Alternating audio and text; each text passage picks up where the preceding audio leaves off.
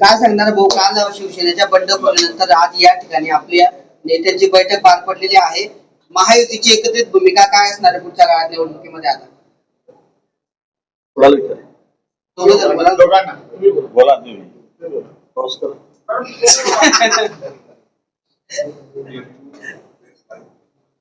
कालच शिवसेनेचे उमेदवार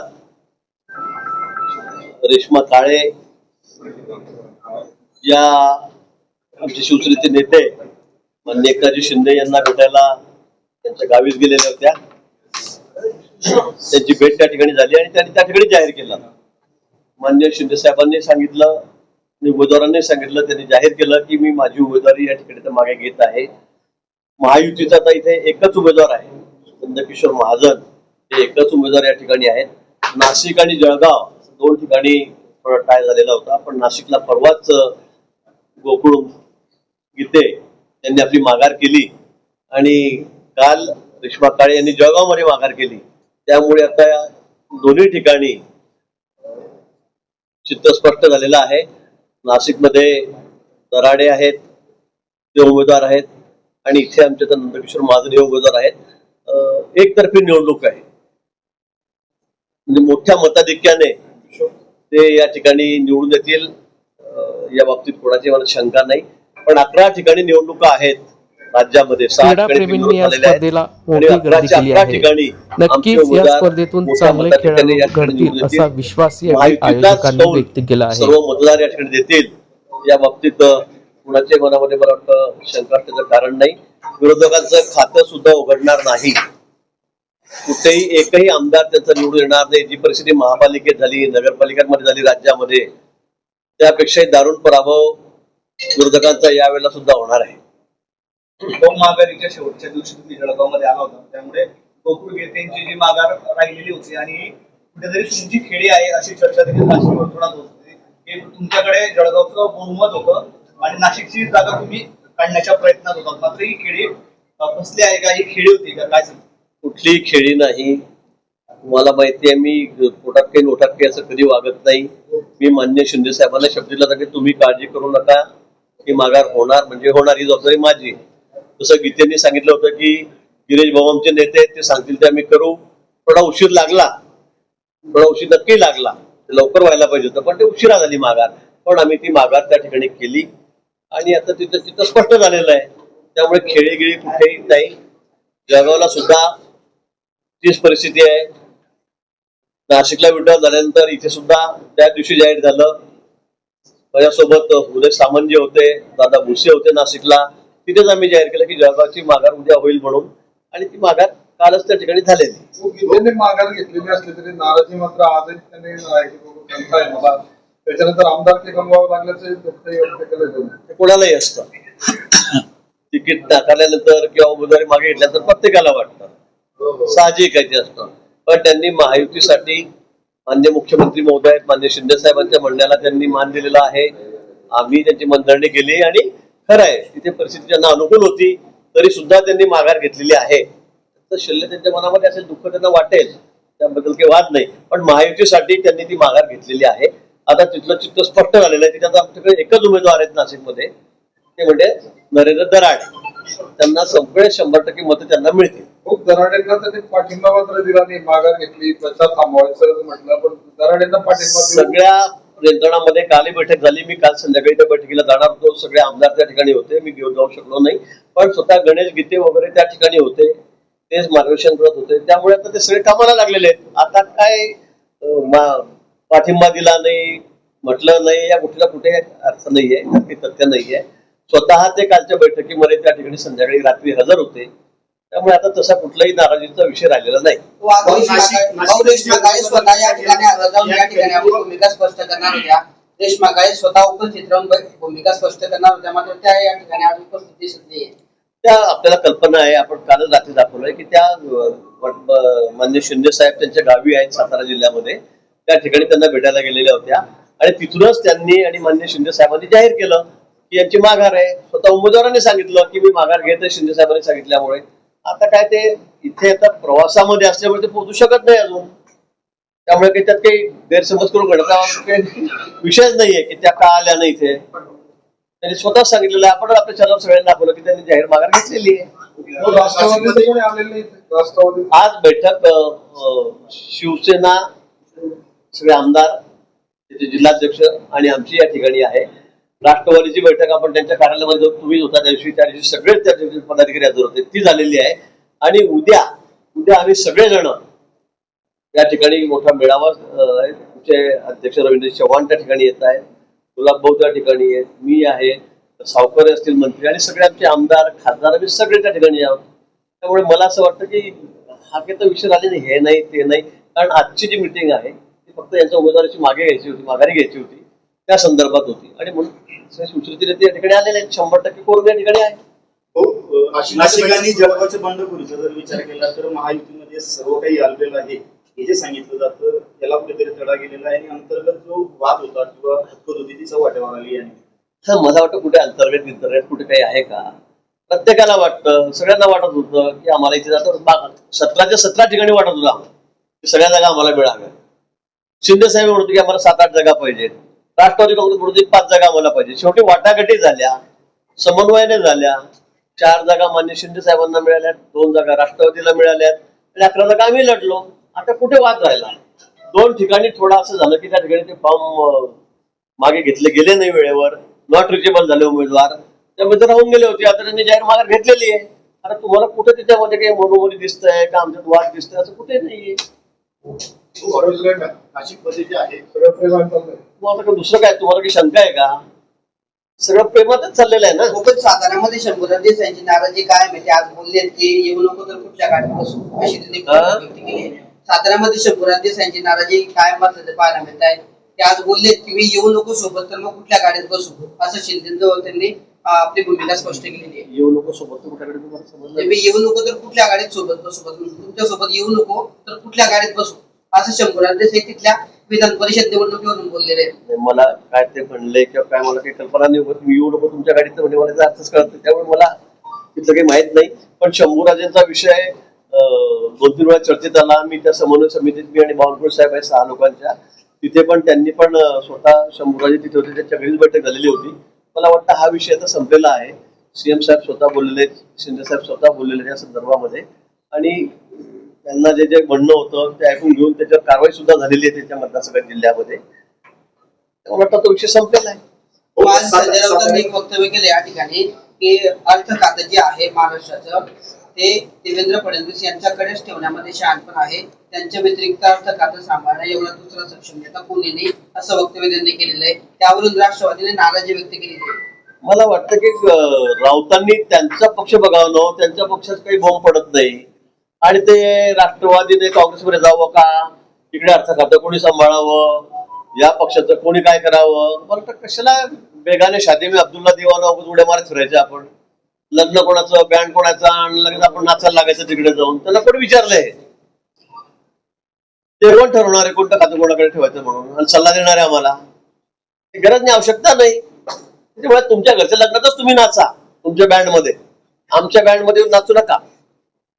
यावर अनिल पाटलांनी असं म्हटलंय की त्यावेळेस त्यांचे मुख्यमंत्री होते ते देखील महाराष्ट्र सांभाळण्यामध्ये सक्षम नव्हते. उद्धव ठाकरे ज्यावेळेस मुख्यमंत्री होते त्यावेळेस देखील राज्यात अशी चर्चा होती की ते राज्याचा कारभार सांभाळायला सक्षम नाहीत. हे सगळ्या राज्यांनी बघितलेलं आहे, त्यांना कोणाला सांगायची गरजच नाही. ते कोणाला आम्हाला सांगायची गरजच नाही. ते सगळ्या राज्यांनी बघितलंय की मुख्यमंत्री असताना हे वादळ एक दिवस सुद्धा विधानसभेत आले नाही, एक दिवस मंत्रालयाची पायरी चढले नाही. कोरोनाच्या काळामध्ये घराचा उंबरठा ओलांडला नाही त्यांनी, आमदारांना भेटले नाही. त्यांच्या का गेले सगळे आमदार त्याच्यापासून दूर, कोणालाच भेटायचं नाही, कोणाला वेळ द्यायचा नाही, कोणाचं ऐकून घ्यायचं नाही. मी आणि माझा परिवार त्याच्या बाहेर ते पडलेच नाही, मातोश्रीच्या बाहेर पडले नाही. त्यामुळे सगळे आमदार त्यांना सोडून गेलेत. त्यात काही नवीन सांगण्याची गरज नाहीये. आणि म्हणून आपण आपल्या घरामध्ये बघावं, लोकांना फुकट सल्ला देऊ नका. हा कसं सांभाळेल, तो कसा चांगला, हा कसं बरोबर सक्षम, हा कसा असक्षम. त्यापेक्षा आपण काय केलं, आपल्या घरामध्ये सल्ला द्या जरा, काही फायदा होईल थोडासा राजकीय. कर्जमाफीच्या रोहित पवारांनी आता आंदोलन सुरू केलंय पंढरपुरात. नाही, रोहित पवारांच्या आंदोलनाला कुठलाही अर्थ नाही. रोहित पवारांना सध्या सगळ्या फक्त TRP घ्यायचा असतो, त्यांना चॅनलमध्ये रोज राहायचं असतं, काही ना काही नवीन नाटक त्यांचा असतो. त्या मला असं वाटतंय ते नवीन आहेत, ठीक आहे आता. पण खरं म्हणजे एवढी मोठी योजना पहिल्यांदा आणि कुठलीही निवडणूक नसताना आमच्या सरकारने त्या ठिकाणी आणली. काही नाही म्हणजे कुठे निवडणूक आल्यावर तरी कुणीतरी सर तोंडावर असताना तरी कुठे कुठे असे निर्णय करतात. पण शेतकरी अडचणीत आहे याची आम्हाला कल्पना आहे. माननीय मुख्यमंत्री आहेत, आमचे शिंदे साहेब आहेत, आमच्या पवारताई आहेत. मला वाटतं त्यांनी या सगळ्या गरजा ओळखून शेतकऱ्याची परिस्थिती बघून स्वतःहून आम्ही कर्जमाफी अचानक म्हणजे कोणाला कल्पनाही नसताना एका कॅबिनेटमध्ये मुख्यमंत्र्यांनी लगेच त्या ठिकाणी प्रस्ताव आणला मुख्यमंत्र्यांनी आणि तो ठेवला आणि कर्जमाफी केलेली आहे. आता ती अशी झाली पाहिजे, ती तशी झाली पाहिजे. जवळपास 37-38 कोटी रुपये आम्ही शेतकऱ्यांना माफी करतोय आणि एवढं माफी केल्यावर तुम्ही काहीतरी आपल्याला मुद्दाम क्रेडिट घ्यायचा प्रयत्न करतायत. कुठेतरी आमच्यामुळे काहीतरी झालं असं दाखवण्याचा प्रयत्न करतायत. आपलं सरकार असताना आपण काय बोंब पाडली विचारा जर आपल्या घरामध्ये. आजोबांना विचारा आपण किती वेळा कर्जमाफी केली, आपण शेतकऱ्यांना काय मदत केली.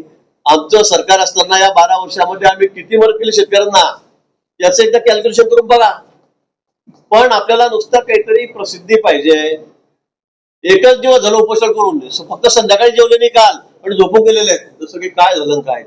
आता आम्ही 12 दिवस उपोषण केलेले म्हणजे ते इतके नाटकीपणा तर लोकांना दिसतोय समजतोय. त्यामुळे लोक काय अशा भूस्थापनेच्या बळी पडणार नाही. आम्ही कर्जमाफी प्रामाणिकपणे केलेली आहे. लोकांना त्याचा लाभ मिळणार. अजित नवले प्रत्येकाचे आंदोलन पाठिंबा देतात. असं कुठलं राज्यामधलं आंदोलन नाही की जिथे अजित नवले जात नाहीत आणि पाठिंबा देत नाही. शेतकऱ्यांचं कुठलं आंदोलन आलं ते तिथे जातात. सातारा जिल्ह्यात देखील महायुतीतील अंतर्गत मतभेद येथे समोर आलेले आहेत. आता झाला तो मंत्री शंभूराज देसाई असतील, झाला तो विषय. हो आता घाटकोपरनंतर दादरमध्ये 17 जागा आमच्या निवडून येतील. एकही जागा आम्ही हरणार नाही. जळगावच्या जागेबद्दल आणि इच्छुक होते. तुम्ही देखील केके पाटलांच्या नावासाठी आग्रही होते. पक्षाने निर्णय घेतलेला आहे. नंदकिशोर महाजन आमचे उमेदवार आहेत. प्रत्येक सगळे राहतात. आता समोर उमेदवारच राहिला नाही कोणी तर कसा काय परिणाम होईल त्याचा. प्रतिस्पर्धीच कोणी राहिला नाही. तुम्ही बघितलं का कोणाला प्रचार करताना मत मागताना. आता जे मागत होत्या आमच्या काळेताई त्यांनी माघार घेतलेली आहे. आता कोणाला मतदान देईल कोण देतील. आता जर परवा मतदान आहे समोरील सगळे आकडे. आता काय दरामध्ये 70 रुपयाने वाढ केलेली आहे आणि प्रति क्विंटल जे आहे 1650 रुपये भाव जे आहेत. कांदा उत्पादक शेतकऱ्यांना मोठी राहत सरकारने त्या ठिकाणी दिलेली आहे. मला वाटतं आता मी स्वतः नाशिकला परवा येतो. जिल्हाधिकाऱ्यांकडे मी बैठकही केली. मी परवा पियुष गोयल यांचं माझं बोलणं झालं. मी कांदा उत्पादक जे शेतकरी आहेत मोठे व्यापारी आहेत त्यांच्या काय अडचणी आहेत त्याच्या गरजा काय आहेत कॉन्फरन्सवर घेऊन मी पियुषजी गोयल आणि त्यांचं बोलणं सुद्धा करून दिलेलं आहे. आणि आता तो भाव वाढलेला असल्यामुळे शेतकरी सगळे आनंदित आहेत, आनंदाने सुखावलेले आहेत. नाशिकमध्ये आता बंडखोर नेत्यांची आहे ती महायुतीची बैठक सुरू आहे आणि त्या बैठकीनंतर हॉटेल पॉलिटिक्स या ठिकाणी बैठक सुरू आहे आणि दादांना रवाना केलं जाणार आहे असेल मला माहिती. मी आज संध्याकाळी नाशिकला जाणार आहे. कालच्या बैठकीला मी जाऊ शकलो नाही पण मी व्हिडिओ कॉन्फरन्सवरून त्या ठिकाणी भाषण केलं किंवा त्यांच्याशी काय बोलायचे होते त्या सूचना त्यांनी त्या ठिकाणी केलेल्या आहेत. आमचे सगळे आमदार त्या ठिकाणी होते. आमचे सर्व जिल्हा पदाधिकारी होते आणि शिवसेनेचे राष्ट्रवादीचे सगळे पदाधिकारी. भुजबळ साहेब बाहेरगावी असल्यामुळे ते येऊ शकले नाही पण सर्वजण त्यांचे प्रतिनिधी त्या ठिकाणी हजर होते. पण सगळेजण सर्व पक्षीय महायुतीचे सगळे घटक पक्षातले सगळे नेते नाशिकमध्ये काल संध्याकाळी बैठकीला हजर होते. आजही तिथे कोकण तिथेच निवडून येतील अशी शक्यता आहे. नगरसेवकांमध्ये नाराजी. बरोबर परवा निकाल लागला भेटू आपण. पण तो जागा पटका लक्षात घेता ही काळजी घेतली जाते का सगळ्या मतदारांना ठाण्याला हॉटेलमध्ये हलवलं जात आहे. कुठेही जागा पटका नाहीये. कुठे काही गडबड नाहीये. तुम्ही बघा किती मतं पडतील ते आणि 99% मतं एखाद दिवसात चुकलं चाकलं तरच जाईल. बाकी सगळे मतं आमच्याकडे राहतील. बोला. कालच्या दिवशी आमच्या पक्षाचे आमदार किशोरप्पा असतील, चंदूभाई असतील, अमोलदादा असतील किंवा चंदू अण्णा असतील किंवा जिल्हा प्रमुख असतील यांची बीजेपीच्या प्रमुख पदाधिकाऱ्यांबरोबर बैठक झाली होती आणि त्या बैठकीमध्ये आदरणीय गिरीश भाऊ सुद्धा उपस्थित होते. ही कालच जवळपास हा तोडगा या ठिकाणी निघालेला होता पण तरी सुद्धा पालकमंत्री म्हणून त्यांनी यावं आणि सगळ्यांनी बसून पुन्हा हा निर्णय डिक्लेअर करावा म्हणून आज औपचारिकता म्हणून आमच्या उमेदवारांनी या ठिकाणी पाठिंबा जाहीर केलेला आहे. तो सर्वे सर्वाचे आमचे एकनाथ शिंदे साहेब आहेत. त्यांच्या मुखातूनच तो पाठिंबा जाहीर असल्यामुळे महायुतीच्या मधला जो तिढा होता तो आज पूर्णपणे सुटलेला आहे. येणाऱ्या काळामध्ये आता आम्ही एकत्रितरित्या प्रचार करून आमचा उमेदवार निवडून आणण्याकरताची आमची आज बैठक आहे. तो नाशिकचे जे नगरसेवक आहे ते सह दिला जात आहेत, कुठेतरी जागा पसरवण्याची भीती व्यक्त केली जाते, त्याचे पडसाद जळगावात येऊन मिटण्याची भीती व्यक्त केली जाते. हे बघा, अजून मला नाशिकचं तर काही माहित नाहीये, पण सहलीला जात आहेत की काय याचीही कल्पना नाहीये. आणि मला तरी असं वाटतं की निवडणुकीचा एक भाग असतो की बा आजच सहल होते असं नाहीये. आपण बऱ्याच निवडणुका बघतो, आमदार सुद्धा हलवले जातात, ग्रामपंचायतचे सदस्य घेऊन झाले जातात, नगरसेवक घेऊन जाणं हे काय मला वाटतं काही चुकीचं वाटत नाही. वाटलं असेल की 2-4 दिवस बाहेर फिरून आणावं, त्याच्यामध्ये सहल बिल नाहीये. एकत्रित सगळे राहावे, एकमेकाची विचाराचं मंथन व्हावं, आपल्यामधला असलेला दुवा एकत्रित यावा आणि युती घट्ट व्हावी. मतदार सेम ठेवण्याचा त्यांना ते पटतंय.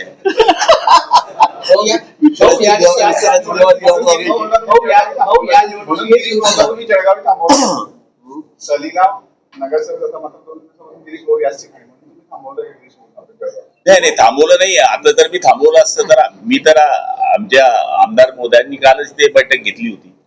पण या निमित्ताने पुन्हा मग काल पेपरला बातमी होती आणि टीव्हीलाही बातमी होती की पालकमंत्री अनुपस्थित.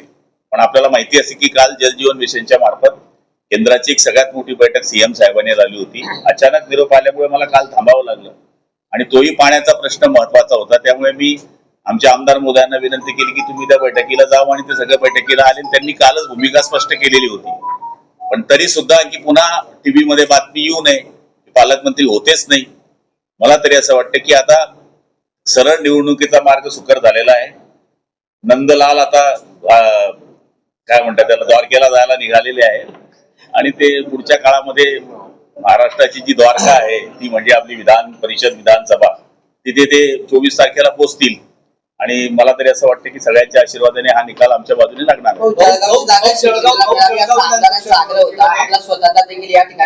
आग्रह होता तो आजपर्यंत होता, कालच संपलाय.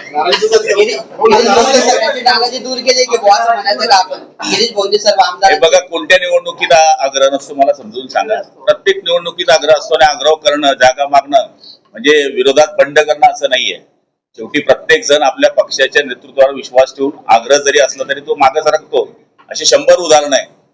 त्यामुळे आम्ही मागणी केलेली होती आणि आम्हाला वाटत होतं की आमची सीट निवडून येईल, पण आम्हाला ती मिळाली नाही. पण आता याचा अर्थ असा होत नाही की आपण आपल्यापणाने हातीदाईपणाप्रमाणे महाराष्ट्राच्या युतीवर परिणाम व्हावा किंवा काही गोष्टी चुकीच्या व्हाव्या असं कोणत्याच आमदाराला मंत्र्याला वाटत नाही. आणि नेतृत्वावर तो विश्वास ठेवूनच मोठा झालेला असतो. त्या पद्धतीने आम्ही विश्वास ठेवून पुढचं काम करतोय.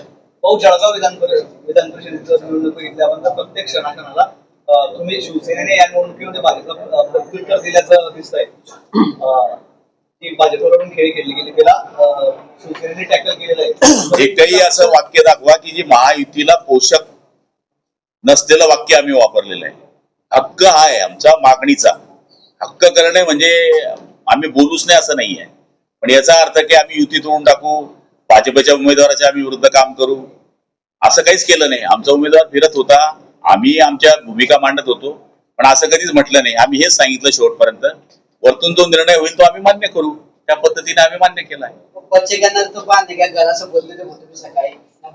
तुम्ही असं म्हटले होते किंवा तुमच्या पक्षाला उमेदवारी मिळाली नाही तर शेवटी माणूस आशीर्वादी आहे, बचेगा नर तो बांधेगा घर, हे म्हणणं काही चुकीचं थोडी आहे. वाटाघाटी होणार नाही पुढच्या काळात, त्या वाटाघाटी अटीशर्तीवर मागा झाली. हे बघा, हे वाटाघाटी या सगळ्या गोष्टी आमच्या हातातल्या नाहीये. ह्या शेवटी नेतृत्वाच्या हातात असतात. कार्यकर्त्याची किंवा नेत्यांची जिल्हा स्तरावर मागणी असते. शेवटी आपल्याला यश येतं, अपयश येतं. आता नाव नंदू महाजनांचं कुठेच ऐकलं नव्हतं मी की ते उमेदवार होती, पण शेवटी देईल हरी खाटीवरी तशी त्यांची उमेदवारी जाहीर झाली आणि बघा त्यांच्या नशिबात होतं ते चालून आलं. त्यांनी दिल्लीवरून फिल्डिंग लावली भाऊ असं पण बोललं जातं. मला फिल्डिंग माहित नाही, मी फक्त बॉलिंग करतो, बॅटिंग करतो. शिवसेना आणि भाजपचा जो संघर्ष विधानसभेला बघायला मिळाला त्यातून अनेक नगरसेवक नाराज आहेत. पण काही नगरसेवकांनी उघड नाराजी, आमदार पण नाराज. ते काय बसले ना, नाराजीतच बसले, एक शब्दही बोलत नाही किशोरप्पा. चंद्रकांत पाटील पण नाराज आहेत. नाही नाही, कोणीच नाराज नाहीये. चंद्रकांत पाटील आणि नंदू महाजनांची आय लव्ह यू दोस्ती आहे, त्यामुळे नाराजीचा विषय नाही. पण शेवटी पक्षाचा विषय आल्यानंतर प्रत्येक माणसाला आपल्या पक्षाची बाजू घ्यावी लागते. चंदूबाईंनी ती बाजू घेतली की आमच्या पक्षाला उमेदवारी मिळावी, पण याचा अर्थ व्यक्तिगत संबंध कोणी खराब करत नाही. हे प्रेमाचे संबंध प्रत्येकाचे असतात. तो गिरीश बोलले ताकद लावलीच नाही तर प्रताप भाऊ उमेदवार असते असं वाटतं का? प्रतापचा प्रताप नंतर घेऊ. रेश्मा काळे यांनी स्थानिक नेत्यांची चर्चा न करता डायरेक्ट कोणी सांगितलं तुम्हाला? असं कोणी सांगितलं? असं होत नाही. रेश्मा काळे असं पण बोललं जात आहे की डायरेक्ट मतदानाच्या दिवशी जगामध्ये येणार आहे, तोपर्यंत ते जगामध्ये येणार आहेत का मतदानाला? संपला विषय. एवढंच खूप झालं. जे पाण्याचे साठे आहेत तिथे ज्या अनधिकृत मोटरी होत्या किंवा जिथून उपसा होत होता तो बंद केलेला आहे. ग्रामपंचायतीला पाणी पुरवठा मंत्री या नात्याने आम्ही सूचना केलेल्या आहे ग्रामविकास खात्याकडनं आणि पाणी पुरवठा खात्याकडनं की जिथे ग्रामपंचायत दररोज पाणी देते त्यांनी 1 दिवसाच्या आड पाणी द्यावं. जे 1 दिवसाच्या आड पाणी देतात त्यांनी 2 दिवसाच्या आड द्यावं, कारण की साठा आपल्याकडे कमी आहे आणि त्या साठ्यामध्येच आपल्याला अल निनोचा इफेक्ट हा फार लांबपर्यंत राहणार असल्यामुळे त्याच पाण्यामध्ये आपल्याला पुढच्या काळामध्ये काटकसरीनं काम करायचं आहे. त्यामुळे ज्या सूचना खालच्या पातळीपासून तर वरच्या राज्यापर्यंत माननीय मुख्यमंत्री आणि उपमुख्यमंत्र्यांनी आम्हाला सांगितल्या होत्या त्या आम्ही देण्याचा प्रयत्न केलेला आहे. टीएमसी मध्ये फूट पडल्यानंतर उद्या ठाकरेंनी मुंबईत खासदारांची बैठक बोलवली. मला माहित नाही, ते संजय राऊतांना माहित आहे. हो, संजय राऊत असं बोलले त्या वक्तव्यावर तुम्हाला काय वाटतं की मुख्यमंत्री अर्थ खातं सांभाळण्यासाठी सक्षम आहेत, त्यांच्या व्यतिरिक्त कोणीही ते सांभाळू शकत नाही? आता गिरीश भाऊंनी इतकं सांगितल्यानंतर मी काय सांगू? त्यांना कसं आहे की दुसऱ्याच्या लग्नामध्ये बुंदी वाढण्याचा फार आनंद आहे.